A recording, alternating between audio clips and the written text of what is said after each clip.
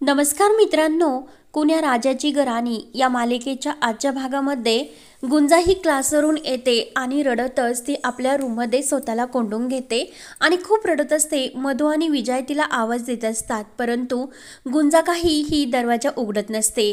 तेवढ्यात कबीर येतो, तेव्हा मधु आणि विजय कबीरला म्हणतात की अरे, जेव्हापासून ती क्लासवरून आली तेव्हापासून आतमध्येच बसलेली आहे, दरवाजा सुद्धा उघडत नाही, काय झाले असेल गुंजाला।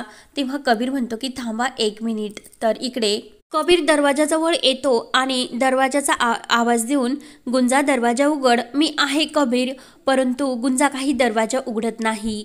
तेव्हा लगेच विजया आणि मधु तेथेच असतात। तर कबीर त्यांना म्हणतो, तुम्ही एक काम करा, तुम्ही स्वयंपाकाची तयारी करा, तोपर्यंत मी गुंजाबरोबर बोलतो। तेव्हा लगेच विजया आणि मधु ह्या स्वयंपाक करण्यासाठी निघून जातात। तर कबीर हा गुंजाला आवाज देत असतो। तेव्हा मात्र गुंजाला तिची कडूआजी आल्याचे भास होतात आणि तिच्या हातामध्ये जे कुंकू असते ते गुंजाच्या कपाळावर तिने भरल्याचा गुंजाला भास होतो आणि ती खूप घाबरते। तेव्हा कबीर म्हणतो की अगं गुंजा, मी आहे कबीर। तेव्हा लगेच गुंजा दरवाजा उघडते आणि साहेबा, ती कडूआजी आली, आता आपल्या आयुष्याचं पूर्ण वाटोळं होणार, आपल्या जिंदगीचा ती घास घ्यायला आली, आता तुमचं लग्न, माझं स्वप्न, सर्व काही संपणार, म्हणून गुंजा खूप घाबरलेली असते। तर कबीर म्हणतो की तुला कोणी सांगितले हे? तेव्हा गुंजा म्हणते की अहो साहेबा, ती मला रस्त्यामध्ये भेटली। तेव्हा कबीर म्हणतो की गुंजा, तुला भास झाला असेल। तर गुंजा म्हणते नाही, माझ्या डोक्यात मध्ये फक्त माझी आई, सत्यदादा आणि तुमचे विचार असतात, कडूआजीचा विचार मी कधी करतच नाही, त्यामुळे तिचा भास होणे शक्यच नाही, ती खरंच मला रस्त्यामध्ये भेटली। तेव्हा मी जे काही सांगते साहेबा, ते तुम्ही ऐकून घ्या। तेव्हा कडूआजी ही गुंजाबरोबर जे काही वागली ते सर्व ती कबीरला सांगत असते आणि कबीरला म्हणते की साहेबा, कडूआजी माझ्याबरोबर जे काही वागली ना, त्यामुळे आता ती आता या शहरामध्ये आलेली आहेत, आता या घरात यायला आणि हा सोन्यासारखा संसार मोडायला वेळ लागणार नाही। गुंजाला खूप टेन्शन आलेले असते। कबीर म्हणतो की 1 मिनिट गुंजा, मुंबई खूप मोठी आहे, असं कुणाला कुणाचे घर नाही सापडत ग। तेव्हा गुंजा म्हणते की असेल तुमची मुंबई मोठी, परंतु आपल्या दोघांच्या नशिबाची ती खोटी आहे, याचं काय करायचे? आणि ती मला ह्याच भागामध्ये भेटली, त्यामुळे तिला घरी येण्यासाठी वेळ लागणार नाही, म्हणून गुंजा खूप अशी घाबरते, रडतच म्हणत असते की आता सर्व काही संपून जाणार, साहेबा काहीतरी करा। तर कबीरला सुद्धा धक्का बसलेला असतो आणि आता काय करावे त्याच्यापुढे सुद्धा टेन्शन उभे राहते। त्यानंतर दुसऱ्या दिवशी सकाळी कबीर आणि उमेर एका टपरीवर चहा घेत असतात। तर कबीर हा टेन्शनमध्ये असतो। तर उमेर त्याला म्हणतो की कबीर, काय झाले, कसला विचार करतोस? कबीर म्हणतो की अरे, माझा भूतकाळ माझा पिच्छा सोडत नाही। तेव्हा उमेर त्याची चेष्टा करत म्हणतो की काय, जी गुंजा आहे तिच्या इश्कबद्दल बोलतो की काय? तेव्हा लगेच कबीर त्याच्यावर ओरडतो आणि काहीतरी मस्करी तू करतच असतो, सारखी ती गुंजा गुंजा करत असतोस, अरे तिची आजी त्या डोंगरवाडीहून आली। तर उमेर म्हणतो की काय, ती डेंजर बाई आली का, मग आता काय करायचे?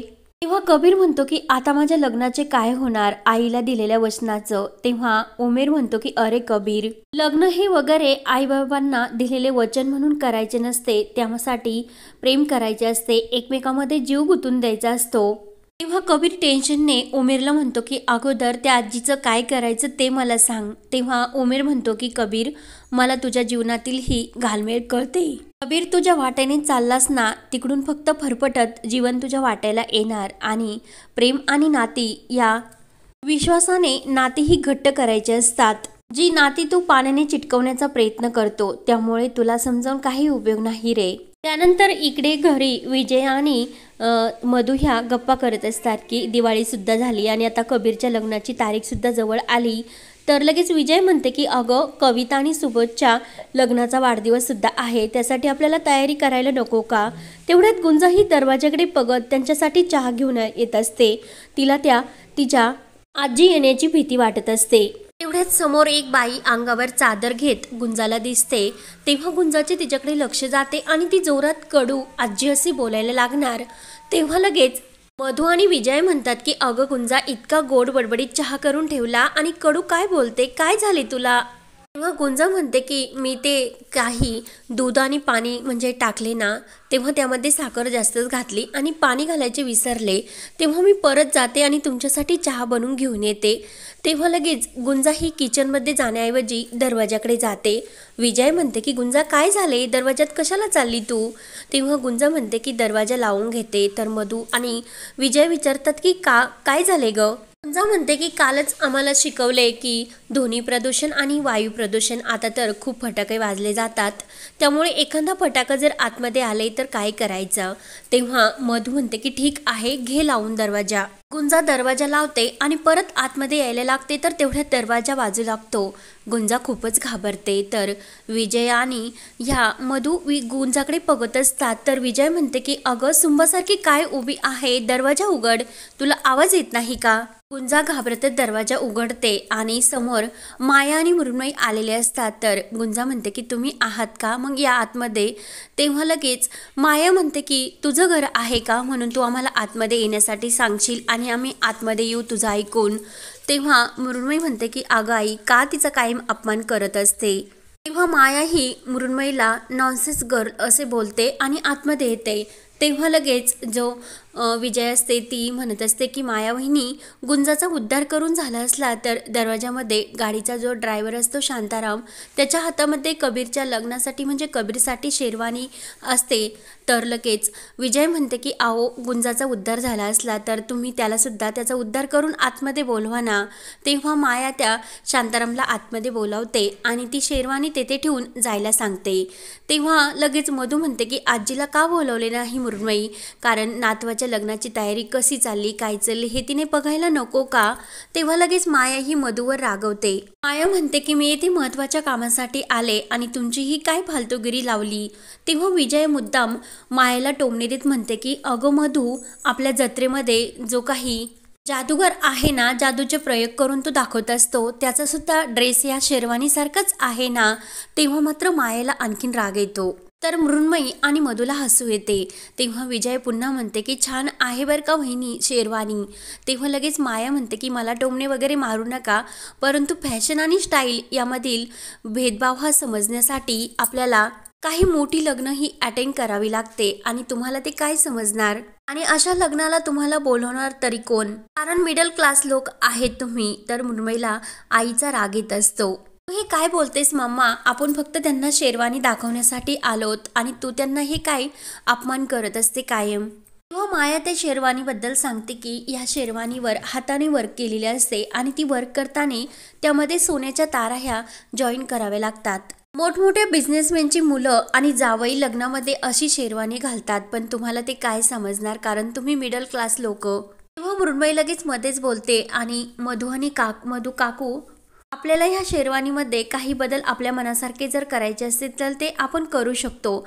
आणि खरं तर ही शेरवानी अगोदर कबीरलाच दाखवायची होती, परंतु त्याने न बघता ह्या शेरवानीला होकारच दिला असता. मृण्मयी विचारते की काकू, तुम्हाला ही शेरवानी कशी वाटली? तेव्हा लगेच मधू म्हणते की अगं, तुला आवडली, मग ती कबीरला नक्की आवडेल. तेव्हा मृण्मयी म्हणते की कसे आहे ना आई आणि काकू, ही शेरवानी मी माझ्या पसंतीची नाही, मम्माने तिच्या पसंतीची कबीरसाठी निवडली. तर गुंजा हे सर्व बघतच असते. तेवढ्यात गुंजाची जी आजी असते ती एक टोपली घेऊन बोरं घ्या आणि डोंगरची काळी महिना आणि त्याबरोबर भाग्याचं कुंकू सुद्धा आहे आणि सर्व डोंगरचा मेवा आहे, घ्या की ओ बाई, असे बोलतच येते. तर गुंजा खूपच घाबरलेली असते. तेव्हा लगेच माया म्हणते की ए म्हातारे, इथून चालती हो, तुझा डोंगरचा मेवा वगैरे मला काही नको. आणि ह्या मिडल क्लास लोकांच्या दारामध्ये कोणी लोक येत असतात, याला काही अर्थ वगैरे काहीच नाही. तेव्हा विजय म्हणते की मायाताई कसे आहेत की सणासुदीच्या दिवशी दारात कोणी आले तर त्याला असे रागावू नये, कारण काय सांगतात की लक्ष्मी कोणत्या रूपात केव्हा सुद्धा येऊ शकते आणि तुम्हाला कसे समजणार, कारण तुमच्या टेटस प्रमाणे नाही ते, कारण तुमचे दरवाजे कायमच बंद असतात. तेव्हा मधू म्हणते की हो वहिनी, कारण आपल्याला अनुभव आला की त्या दिवशी त्या पंत्यावालीमुळे दारात लक्ष्मी बनून आली आणि आपले गेलेले पैसे आपल्याला परत मिळाले. तेव्हा लगेच इकडे गुंजाची आजी आवाज देत असते की अहो ताई, कवठं सुद्धा आहेत आणि चिंचा सुद्धा, कवठाची चटणी खूपच छान लागते हो, घ्या ना. तेव्हा माया ही गुंजावर ओरडते आणि हे डोंगरवाडी, तू त्या डोंगरवाडीच्या या डोंगरच्या मेव्याला मॅनेज कर, ती तुझ्यासारखी दिसते. गुंजा काही जात नसते आणि मायाही ओरडते. तेवढ्यात कविता धावत येते आणि कोण आले आहे असे विचारते. तेव्हा मधू म्हणते की अगं ती टोपलीवाली आजी आहे, तिला जा मदत कर थोडीशी. तेव्हा कविता विचारते की कोण आहात तुम्ही. तेव्हा आजी म्हणत असते की अगं सकाळपासून कोणीच काही घेतले नाही, तू तरी घे, माझी दिवसभरात बोहणी तरी चांगली होईल. आणि सकाळपासून पोटाला सुद्धा काही खाल्ले नाही आणि जरा थोडंसं पाणी पिण्यासाठी देतीस का. तेव्हा कविता म्हणते की गुंजा त्या आजीला थोडंसं पाणी पिण्यासाठी दे ग. तोपर्यंत आजी आपली टोपली खाली ठेवते तर गुंजा काही जात नसते. मधू म्हणते की अगं गुंजा जा ना, त्या मावशीला पाणी दे पिण्यासाठी. तेव्हा ती आजी वाकून गुंजाकडे बघत असते.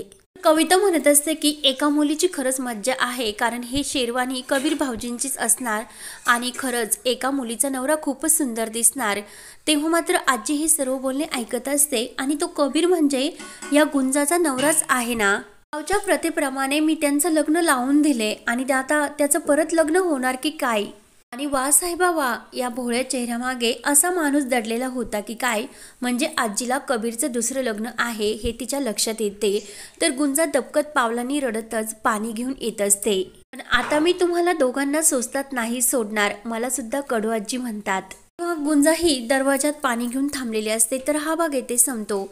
पुढील भागामध्ये कडू आजी ही गुंजाच्या रूममध्ये आलेली असते आणि कबीर आणि गुंजाला म्हणत असते की काय साहेबा दुसरं लग्न करतोय आणि ही खबर जर मी डोंगरवाडीला दिली तर. तेव्हा कबीर म्हणतो की काय मला ब्लॅकमेल करता की काय तुम्ही. आजी म्हणते की कडू आजीचं जर थोबाड बंद ठेवायचं असेल तर काही त्याच्या बदल्यात मोल द्यावेच लागेल. गुंजा म्हणते की एक कवडी सुद्धा तुला मिळणार नाही. तेव्हा आजी म्हणते की मग लगीन मांडवामध्ये मुर्द्यांची लाज पडेल.